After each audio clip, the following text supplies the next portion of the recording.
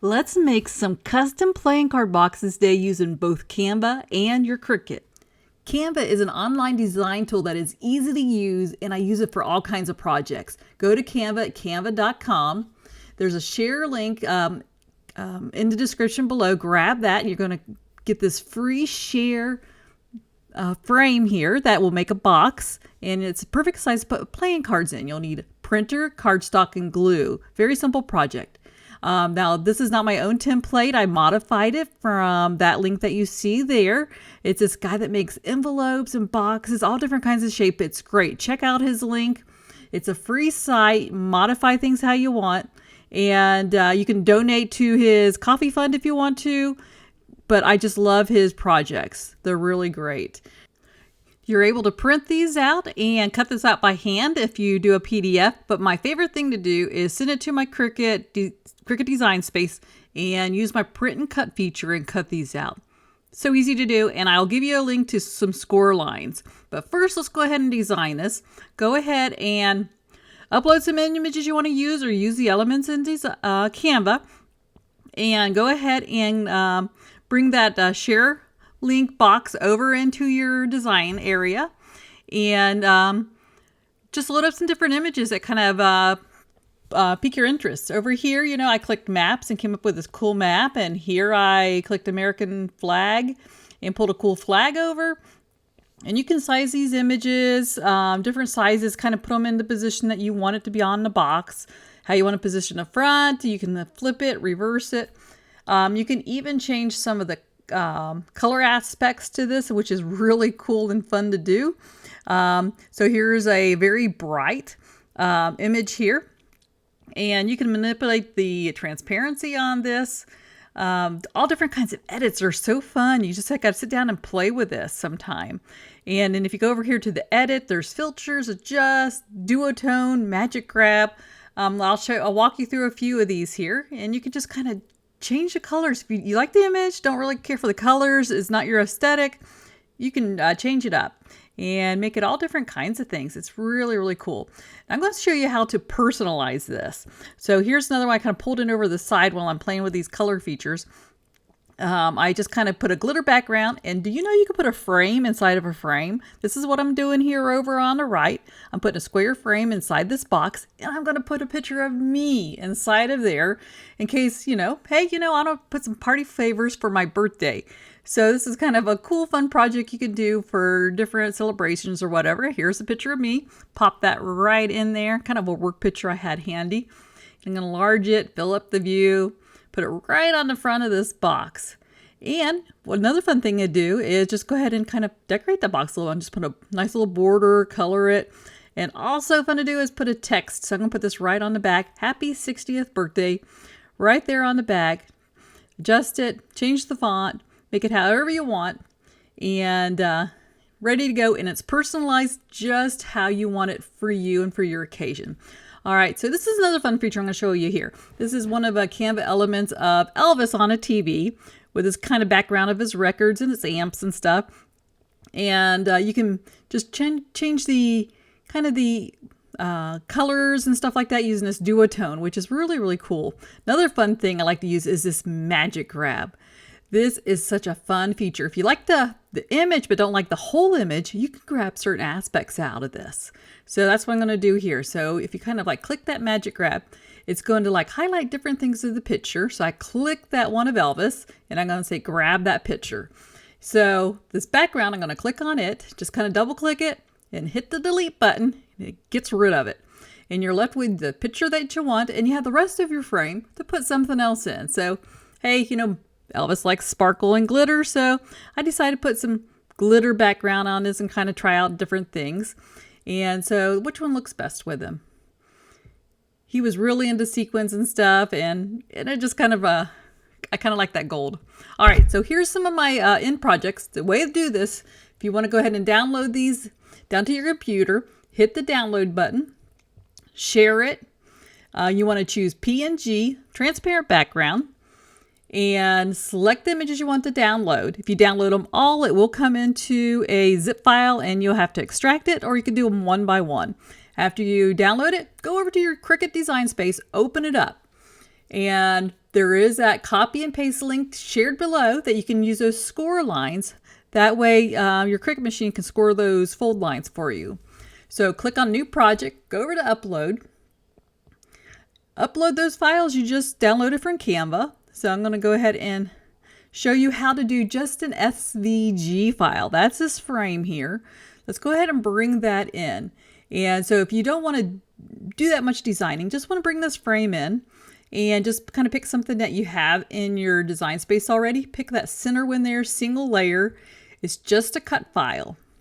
This one over on the right is the graphic for print and cut, but we're going to do this one here just as a cut file. And there's your image. And so if you just want, you already have some cardstock that you like and want to make into a box, this is a perfect example how to use an SVG for this. And so go ahead and size it how you want it. I'm going to make it playing card size. And so I'm going to give you some dimensions to go ahead and do that. I'm going to create the score lines. I'm going to show you how I do that if you want to do it by hand.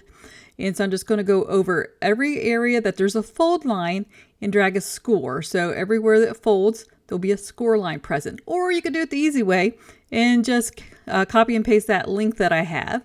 And so go over and paste that into your browser. And do you know that Cricut Design Space will open up a second design window for you? And it is great. I didn't know this until recently that you can work on multiple projects all at once in your Cricut Design Space. And this is a game changer here. So here's these score lines. There's instructions at the bottom and what size of box that it fits and stuff. And you just go ahead and select just those lines. There you go. And they're already attached together. Copy it. Go over to your first window that you have and paste it right on there. So right click and paste. There you go. And kind of size it over to what you need. And if it doesn't look quite right, go ahead and grab the bottom white square at the bottom and size it to where it fits on that area of the box that you want those score lines to be. And you just size it just perfectly how you want it. I love applying score lines to my projects. I do have a scoring wheel. I did try the scoring stylus for a while and I ripped so much paper up. I got frustrated and just went ahead and bought a scoring wheel. So much better. All right, after you get that on there, select and attach all. This attaches your score lines to your project there.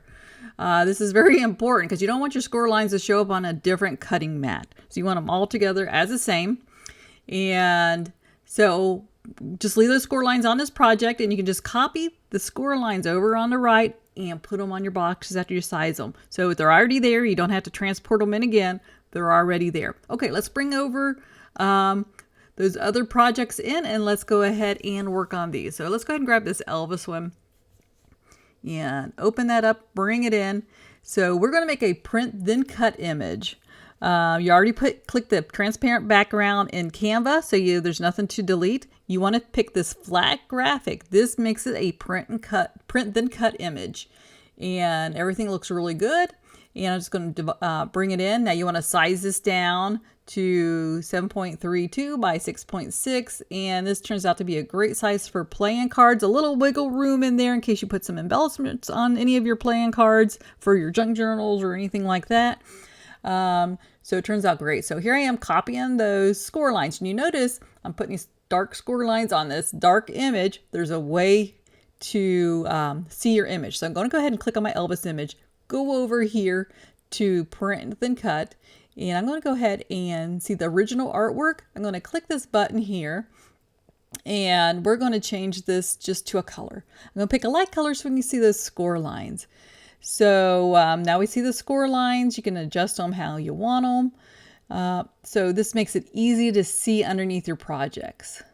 Once you get it where you want it, go ahead and select all, hit attach, and that puts it together. Now let's go back and restore to the image. So go up here to the right, click just the yellow or whatever color you did your image, and go over here to the print then cut again, and hit that drop down and hit restore. Now put your image right back on there. Your score lines are underneath there. Now it's ready to cut. Let's go ahead and save the project. And we're going to go over to the mat preparation. And I like to save a lot of scrap paper to use for other projects that I'm doing, making cards and stuff. So I turned that sideways to leave a little bit more card to work with. And go ahead and print this off. See this little arrow? This is direction. Let's go into your Cricut machine. Select your printer. I like to add bleed on, and then let's go ahead and print this out. And be sure to subscribe and like this video, especially if you like this kind of content, and we'll get you more coming in the future. I use a medium white cardstock, and I like a little bit more pressure on here. So there's that scoring wheel I told you about. I like to use that versus the styling, the one there. And there's, you can try either one, but I had difficulties with the scoring stylus. Go ahead and take this to your Cricut machine and print it off. Here it is. Didn't that come out really nice? Here's that little mark, and it's going to go into the printer or to the Cricut machine this direction. And here's my Cricut mat here. I use a generic one, HTV. And I'm just going to press this on nice and firmly. I'm just using a Cricut brayer here just to press this down nice and firmly. That gets a lot of air bubbles out, so it will make a nicer, neater cut. All right, let's put this in the Cricut Maker machine and get to cutting this. All right, here it is. That was nice and quick. The easiest way to unload a mat is turn it upside down and just bend your mat, and it keeps your paper from curling. You don't want curly paper. At least for this project, we don't. All right, so here look at that close-up. That came out so nice. And I don't know if you can see the score lines, but there they are on the paper. I'm just going to go ahead and bend these score lines and get it ready to glue and kind of shape it here a little bit. All right, now the easiest way to glue this is laying it flat. You don't want to do this while it's in the 3D position. So go ahead and lay it flat right up against there, kind of try it out. And this is my favorite glue here, Barely Arts Precision Glue. And just glue that side panel down. And I put all my glue on there. And I am also going to be using some paper clips on here to hold it into place. This glue dries fairly quick, but just to keep it nice and secure, I'm going to put those clips on there and just leave it for about a minute or so until it's nice and adhered. And especially right there at the edges. And one in the middle for good measure. And I'll set that there for a minute, come back, and we'll go ahead and finish this up. All right, here we go. I'm going to remove those clips. Yeah, let's go ahead and unbend that and fold this over. I like to glue the bottom flap of my box, and so I'm going to do that here in just a moment. This keeps it in place and keeps it a little flatter, I think. And I see no reason for me needing to open the bottom, so I'm just going to glue it. So I'm going to glue the tabs and this little bottom flap here. Using my Barely Arts Precision Glue again. And right there over that flap, just a little dab.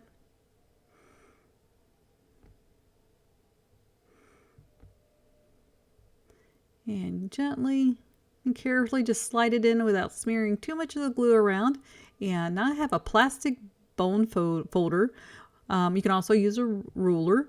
And I'm going to put that in there and just kind of push that paper down so the glue dries flat on the next paper and the flaps also. Now go ahead and tuck that in and let's see what we have. All right, look at that. Isn't that cute? That'd be the perfect party favor for something, or in your junk journal, or put a little gift in. Perfect to put your little pieces of paper in for random acts of kindness.